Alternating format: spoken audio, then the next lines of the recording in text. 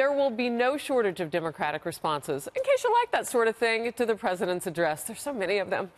The Democrats are planning five lawmaker rebuttals to the State of the Union, including one from independent Senator Bernie Sanders, because he votes usually Democrat, fueling speculation he may make another run at the White House in 2020. And Democratic leaders are turning to a famous name to be their official rebuttal in chief. Congressman Joe Kennedy, the third of, yes, those Kennedys. He may be little known outside his native Massachusetts, but the rising Democratic star is stirring up a lot of excitement among his party's base, says a top Democratic official in Texas of a Kennedy appearance in the Lone Star State. He gave a powerful speech that was about us. I've never been in a room when Democrats where no one left, no one moved, no one talked. It was quiet. But the young Kennedy has his detractors, who say Democrats are making a big blunder with their choice of him, saying the Washington Examiner, quote, making Kennedy the primetime face of the party is a clear mistake. None of the ideas and none of the experience of the Massachusetts liberal will resonate with an electorate outside the Cape Cod Bay Area. Somehow Democrats still cannot understand this ahead of the midterm election, suggesting they still have not grasped the lessons of 2016. Bill Hemmer, what happened? What? I get it.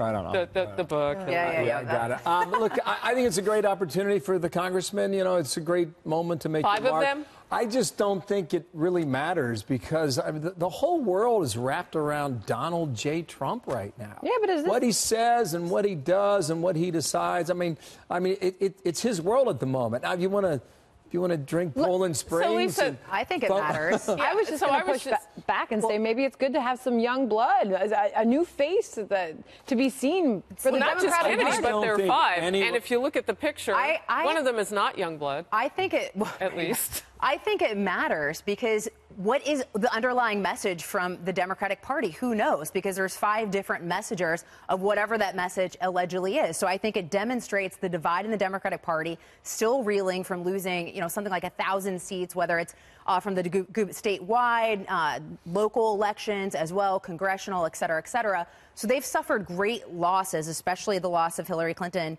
in 2016, still trying to figure out what they represent. And the biggest problem for the Democratic Party, you've got Nancy Pelosi trying to say that the tax reform law is crumbs. They wanted to make this election about the economy, but now that's very difficult. I would add more food to the food fight and say it's throw all the spaghetti at the wall and see what sticks. Just send them all out there and see who people are talking about the next day. So Brett Baier sent out an email a little while that we all read, and he said, well, technically there are six. I mean, five politically, and he says that celebrities on the West Coast will also kind of be doing their own rebuttal, whether it's in an article, whatever they do. So see what gets traction the next day. I mean, see what gets buzz. Because after all, we know in this day and age, it is not necessarily about what's live at the moment. It's what goes viral the next day. All right, Hammer. So somebody says something afterwards tonight, you see where it goes, see what gets traction. Whether you love this president or hate this president, no one's going to be talking about anyone but the president tomorrow.